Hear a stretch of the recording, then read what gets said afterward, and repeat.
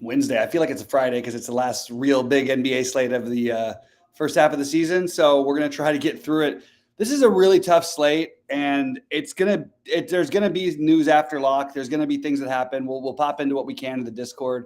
Obviously, we have no sheets today. The show may be a little bit quicker, but I'm gonna talk about a little bit what I'm doing. I'm trying to update I was trying to update my cores, but it's kind of feeling pointless a little bit at this point.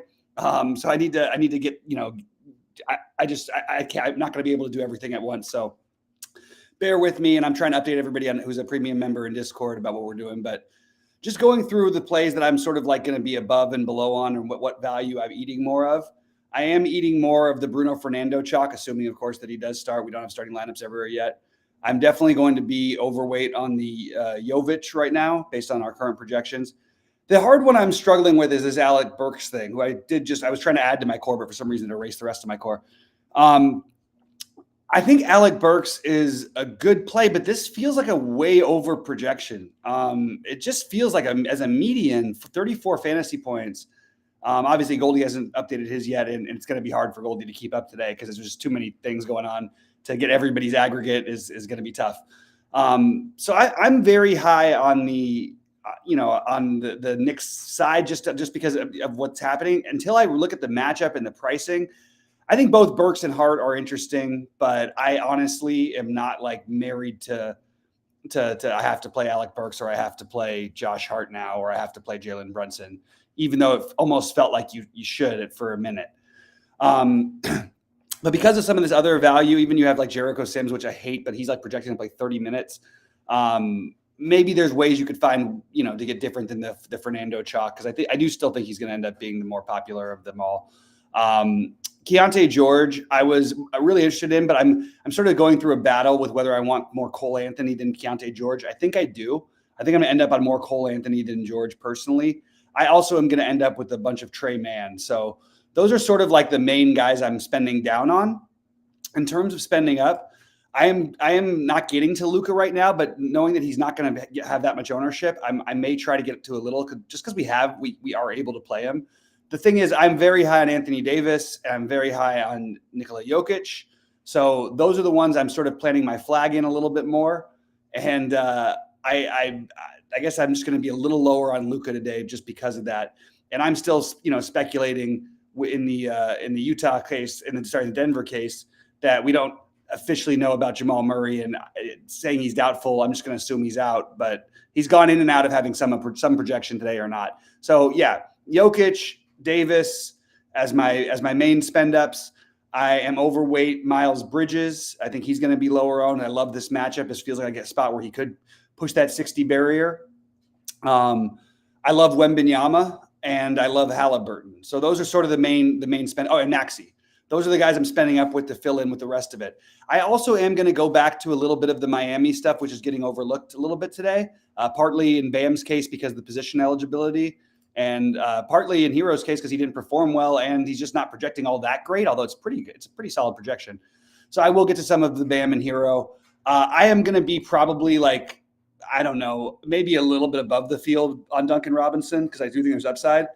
And but Jovic is the main play, but I do like mixing in a little bit of Bam and Hero while you're able to. So that's sort of my main stuff over there. On FanDuel, I honestly don't know what I'm doing yet because I feel like there's still more information. We can refresh this right over here. I love Şengün over here. I also think, again, get to some Bam if you're not getting to Şengün. I'm looking at some of the other plays. I think Fernando is a solid play, but I don't think it's an absolute must. I don't think Alec Burks. I think he's again solid play, not an absolute must. Jovic, again, I will plant my flag as not being a must, but I'll be higher on him than I will the others. And again, back to Anthony Davis, back to as spend ups go, back to Anthony Davis, back to Jokic. I'm just ignoring the projection on Jokic and assuming that Murray's out. Whatever, other sites have him out and have Jokic projected way higher. Devin Booker is one that kept popping up today on both sites. I didn't end up getting to much of him, but he's one I'm still considering. Jalen Brunson, obviously, you can consider now. I still think Wembanyama, even at 10-4, is playable, and people won't do it. I still like Miles Bridges at 9,100. I don't care that it's not really a price difference. Still like Tyrese Maxey at 9,500. So really similar names there. And I still like Halliburton at 92. Just hoping that those minutes keep coming back like they have been. So that's sort of what I'm doing a little bit over there. Pop in your questions and thoughts. You guys know me. Those of you who've been around for a while, you know me really well. And I don't love doing solo shows. It's not my strength, especially as I'm on the road doing it from a laptop. So I like the back and forth. I like the ideas you guys might point out. Maybe some names I missed, maybe some names that you agree with, maybe some names you don't agree with. Any questions, any 2v2 swaps, please click them all in there, and I will get to every single one possible I can in the next 15, 20 minutes or so. All right, let's take a look through it. Jaylen Brown is out now. Okay, I didn't see that before we got on air. Wow, I don't even really know what I want to do with that. I guess Tatum, you can't, coming off of a huge game, is obviously got to be a better play than he was even yesterday. Maybe you could argue this keeps the game a little closer. Maybe you could argue for Porzingis. I don't know that you have to play someone from Boston. I do, with Brown out. I would just say that, look, this is the same story as always. The top 4 guys are all much more viable now. And I think I sort of told you guys what I'm doing in terms of building around, like what core to build around or whatever in terms of the value, at least that I'm using. So it's really a matter of how you want to use it. Oh, another one I didn't mention was one who I wanted to avoid, and I'm now going to have some opportunity to avoid him more than I was earlier because I was trying to cram all the value in. I still think Royce O'Neal's totally playable, but I don't think you need to play him anymore with the other value that we have out there. So that's my rundown. That's where I'm at. So Jolly says, with Kuzma out, who would I recommend on the Wizards? My answer is almost always going to be no one. I've looked at this with Kuzma. We've had this happen before on these giant slates. Like, I don't see any neat reason why I have to play a Wizard. They're probably going to get smoked. Maybe they won't. You could argue, like Bagley, I guess, would be my favorite, but I'm not going to play him because I like the center spot too much. I think Koulibaly. No, you know what? I'll take it back. Koulibaly is the one who I would look at the most. I always think you could make an argument for Jordan Poole, but it feels like an idea just in thought more than reality. I think you make an argument for Sheets' guy, Tyus Jones. I think you can make an argument for Avdia. I didn't find that you have to do anything really with this. Nobody's projecting well. Nobody's really actually looks like that good of a play. If there's one to use, I do think Koulibaly because his minutes feel very secure, and I think he gets a boost. He's the one who could get a boost here. It just, I don't know if you really need that. So I am not on that myself. Let's see what else we have in here. Brendan saying, I have no problem with that. Find the rest of value. I have no problem with the Luka and Jokic. The only thing I would say is that there's other ways you could also jam in. You could jam in 3 guys today if you want to. You get one of the studs in the you get a Wembanyama with Davis and Jokic. That's doable. You know what I mean? Like, I think that's more the route that I'm leaning. Would I play any Knicks? They need a shooters, Alex Burks. So that's the thing, Pablo. The problem is Alec Burks is going to be now one of the most popular plays on the slate, and I'm just not sure I agree with the projection. I'm still going to have some exposure, but I'm still trying to decide what I actually want to do with Burks because I think this projection they dropped it by a point. It was a little ambitious to me. But yes, they do need somebody to score. It's a terrible matchup. Orlando's slow. It's Brunson. If I had to rank my Knicks interest, it's going to be Burks, then Hart, then Brunson, then Precious probably. But yeah, I have no issue with them. It's just there's so many freaking games tonight. There's so many great spots. There's so many guys out. This is what happens. This crazy days before the All-Star break. So yeah, you absolutely can play those guys, and I am going to have some exposure, but I don't think there's any must plays. In fact, I don't even know if there's any must plays on this slate. Originally, I thought Fernando, but like now we've got other value. I don't even know if you have to do that anymore. Any player from Detroit? Jolly is asking. When is that game? I'm trying to get all the times down here. It's the later one against Phoenix. No. No, not for me. Someone else can do the Evan Fournier thing. I guess that's something. I don't know. Sar Thompson, I don't think it's like a bad thing, but I don't know why I'd be trying to get to Detroit personally. So yeah, lots of okay, but like there's plenty of other plays. Do I still like Brooks from Houston? I do actually, K9, and that's something I was sort of trying to fiddle with. Is like it's kind of an interesting pivot off of Alec Burks. You know what I mean? Like you're going to have a really low owned option, guy who scored 38 fantasy points the last time he played there, and they have less guys available than they did then. They don't have Van Vliet this time. So I am actually a little bit interested in Dillon Brooks playing a little bit, not just the revenge angle, but just that I mean, look at his numbers lately. Like he's basically like putting up like 30 plus a game and now you get the added bonus of maybe getting an extra couple shots out of him. Yeah, sign me up. I'll take some Dylan Brooks tonight. All right, let's see what else we have here. All right, I think I covered all the questions so far. I've talked about everything I'm doing, but so keep firing on questions and thoughts and everything. Brendan's asking, if we get the news before lock, Miles Turner gets ruled out, Isaiah Jackson or Bruno, why do you have to make the decision then? Then those guys probably do become the best two plays. The only problem is Isaiah Jackson, is there a chance that Isaiah Jackson somehow doesn't get the minutes at the 5? That would be the question. Do they maybe play some Siakam at the 5? Also going back to his former team, which not getting any ownership, which is, I think Siakam actually is kind of interesting, especially if he's out. But I don't know how to answer that question right now. Like, to be honest with you, we're seeing Bruno Fernando in a spot we've never seen him in before. And we're seeing Isaiah Jackson in a spot we've seen him a ton of times where he usually succeeds and definitely has a high ceiling. I'm struggling with it, to be honest. I would lean Jackson probably, given the game environment. But I think that you don't necessarily have to make a decision. I think you could play both of those guys and use your spend ups elsewhere, especially with Jaylen Brown being out. Maybe that's a build you get to Tatum in or something like that, as a different way of spending up than just at center, because I do think Davis and Jokic will both have some ownership. Anyway, for what it's worth, it's a tough one. Yeah, this is definitely a really tough slate. I'm not playing as many crazy amount of lineups because it's really, really hard. It's also hard to go back and forth and cover, try to cover all the comments from everybody.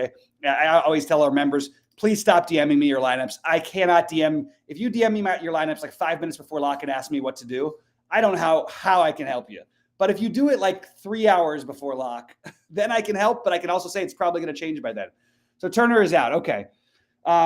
MD, we sort of do all that on the site anyway. So we could, if you're interested if you're a member of our site, we will absolutely set something up for you at some point. But we'll talk about that another time. All right, Miles Turner is out. So my guess is that means Isaiah Jackson's projections are going to jump. It probably won't happen while we're on air. I just want to warn everybody, like just a one, not warn. I do think that that Isaiah Jackson's a great play. Don't get me wrong, but they do have other guys that could become that could play the 5. I mean, Siakam, who they didn't have a lot of the times where Jackson's come in before. Obviously, Obi can play the 5. Toronto, you don't really need to play like a traditional like stopping big, like just because there's nobody. I mean, you just don't have to. Anyway, I don't know. I'm sort of like,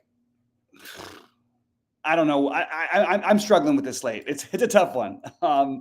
Isaiah Jackson, my guess is that's it. That's your other maiden piece. I'm going to guess that he projects better than Fernando. I can't do all this while I'm on air and talking to all you guys. So like, there is historical stuff for what Isaiah Jackson starts without Turner and without Jalen Smith, and they're mostly pretty good. I just don't have them in front of me right now. So that's a really tough question. A really tough situation that the Fernando versus Fernando is not as good point per minute, but it's just they don't have anybody behind him. Isaiah Jackson, they've got a bunch of other guys, but he's so much better of a producer and he's in a better game environment. So they're both actually a good game environment. So I don't know. They're both. I think they're both good plays. I think I'm going to try and find a build with both of them and probably spend up elsewhere rather than splitting them up entirely. I also probably will try to come up with some build that fade both of them, just because that's going to be much less common now. The fading both. I think that Sheets idea from earlier with the Davis and the Jokic together, kind of interesting, just because it does allow you to really differentiate your build while using two guys who people like. Because I do think people are either going to pick both those cheapies or they're going to play both of those cheapies they're going to play both together or they're going to play one of them. I just don't think you're going to see that many builds that don't include either of them. Stress. Let's take a quick look and refresh. It's going to take a while, though. It's probably not even going to happen while we're still on air.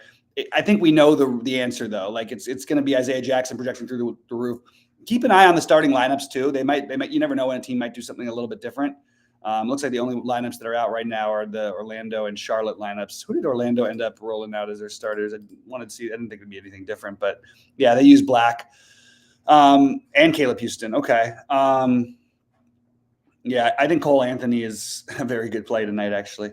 I wish the game was in New York because then you get the extra little narrative on top of it. New York kid, for those who don't know, Cole Anthony. Yeah, so core pieces will be those guys. They're going to be, for me, the value pieces will be Jovic, Fernando, Jackson. Again, either one or both together is going to be the normal thing, but that is where you, I think, start, like, assuming that Jackson does in fact get the starting nod. Alec Burks, I like again, I'm even though I'm talking against these plays, some of them, I'm still going to end up with some of them. I just am trying to find if there's another way we can miss something. I think Keontae George is less of a priority than he was earlier today. I like Trey Mann again, as I mentioned. I think Trey Mann and Alec Burks are like that's close. I actually like Trey Mann better than Burks. I like Cole Anthony as the value, and then as my spend ups, I like Wembanyama. I like Davis and Jokic. So the problem I'm going to run into, which, as you guys know, is I'm going to run into position eligibility like a mofo. And we can do a quick build, but it won't be updated because it won't have Isaiah Jackson. So I guess it'll be pretty useless. But this feels like more the core that I'm going to be rolling out, and I'm not going to be able to update the other one on FanDuel right now. But I am going to just show you guys. This is like a little glimpse of where my core is right now on DraftKings. Excuse me. And again, you're not going to be able to play all those guys. So it's really going to be picking like 5 of those guys is going to be where most of my lineups start. All right. Any other questions or thoughts before I'm going to ask you guys, if you guys don't mind clicking the like button and subscribe if you don't, all that stuff. But we really would appreciate the like button. We like to do these videos for free. They're usually a lot more entertaining if Sheets is here. But we to get us both. And I know Sheets much more enjoys the solo build. I did enough stuff for like when I was working at Roto Grinders and BetQL and all this stuff where I was like constantly trying to do the no dead air thing. So it's really hard for me just to like go, oh, here's what I'm doing now and go through my whole process like that. I would run a build and show it to you, but it's going to be completely pointless because until we get Isaiah Jackson numbers updated. So now, there we go. Wait, it didn't go up that much. Oh, wait, let's go back to that. Yeah. All right. Isaiah Jackson. Yeah, it just hasn't updated. Boy, that's an interesting game because it's not one that I have a ton of like interest in each individual piece, but it's such a great game environment that you could get ceilings out of Scotty Barnes and Halliburton. And then you've got the value of the Jackson in there already. I don't think you need to mix in anybody else, but if you wanted to play Siakam, I think that's totally fine. I think Nembhard is fine as well. So I think it's an interesting little, maybe a mini game stack. Maybe you could consider RJ and Scotty and then run it back. I think that's the kind of game that could go off and win you something. Again, you don't usually look to stack as much on the Giant slates, but I think it's an interesting one to kind of look at now with the Jackson stuff. Jackson could have been a great play that no one plays. It's very similar situation with Jovic yesterday. Oh, you mean if it happened later, Pingalore? Yeah, I don't think that was going to happen because I think there was enough writing on the wall with Miles Turner that it was really possible. But yeah, maybe. I mean, the thing is, even the Jovic play yesterday, there are still bust paths for that just because it worked out yesterday. You know what I mean? Doesn't mean it couldn't have gone the other way. And also, I'm just warning, they just have so many bodies. It makes me nervous in Indy, and it does always make me a little nervous when I'm thinking about you're thinking about potential, like, okay, at least in 70% of my lineups. And that same thing with Fernando. And I just don't know. I don't know if it's I don't know. I don't know where I stand on it. Cause I do think that it's going to be so common it'll be so easy to get different just by maybe playing, spending up for both your center spots. And that's sort of where I'm going back to with Sheets' idea from before. What would I manually project? Come on, man. 29, 28. Somewhere around 28. Why does it matter what I would manually project them before SaberSim does? It's kind of impossible because what's going on is they're going through everything. And every time a player is traded or anybody hits the injury report, it's already a different situation than it's ever been before. So they're just taking a million different computer things, trying to figure all this stuff out to a guess. I can't just project it. So it's really like I don't know. How am I supposed to go through each individual situation this time of year? Like early in the year, I could absolutely be on point with the early on projections. We're talking about guys being out and a team that's never been constructed the way they're constructed at this moment. It's really hard to just guess a projection. There are people who put in tens of thousands of things. So anyway, it's so much. Yeah, exactly. It's hard to target. I don't even know how you have to. I don't know that you have to correlate the value. You could. but I don't know that you don't have to. It's just, there's just so much stuff out there. It's really hard to figure out. And I'm going to guess that Isaiah Jackson get closer to come on. What's happening here? Let's get these projections updated. Come on, guys. No, I'm just kidding. But I'm going to guess he's around somewhere. It wouldn't surprise me if they or if they projected him around 30. It also wouldn't surprise me if he was like 25. So I think it's going to be somewhere in between would be the closest. A lot of landmines. I don't even know whether they're landmines or not. It's just going to take 400 points to win. You know what I mean? Somehow last night though, with all the stuff, how did I have a top 50 lineup in the 555 with my only lineup with Bradley Beal? That was like shocked me. It kind of made me feel bad because I was like, basically Bradley Beal has a bad game and I'm going to get, I lost $20,000 on that one. They will never start Highsmith today. No. And as I told everybody yesterday, all these plays that you guys were trying to argue for, Highsmith, horrible play. Cornette was horrible. Like, you know what I mean? All of these guys were absolutely terrible and there was no need for them yesterday. And I hope that you guys listened to some of that because I really did not like that idea we were going. And it's always possible these guys get there, but it was like people were overreacting to news that wasn't really there, in my opinion. And it was tough to speculate with the Miami stuff, but Highsmith was never even like rumored to start yesterday, by the way. He was never even like, it was supposed to be, everybody assumed Jaquez, not Highsmith. Appreciate that, MJ. Zion being in just means there's less I have to do with those teams. Anyway, guys, I'm going to get out of here to figure out my build so I can actually update the premium members. Please click the like button on the way out because it's going to be hard just to even figure out my own build. So I feel for you guys that I haven't even had a chance to try and rerun it with the Isaiah Jackson thing. But you guys should all, again, like you should all be members of TrueDFS, SaberSim through TrueDFS. Should all have access to Goldie's projections, Sheets projections, and SaberSim's projections. And I would encourage you just to take a look and keep an eye out to see what happens. It's also going to be hard to know, like, what if, Indy could start somebody different and they could start Pascal at the 5. Just don't be shocked if you see that. And that would obviously downgrade the love for Isaiah Jackson a little, although I'd still think he'd be playable. Anyway, appreciate all you guys being in there. Good luck to everyone tonight. Have a good one, Pingalore. And let's enjoy the last night of the NBA and see some wins.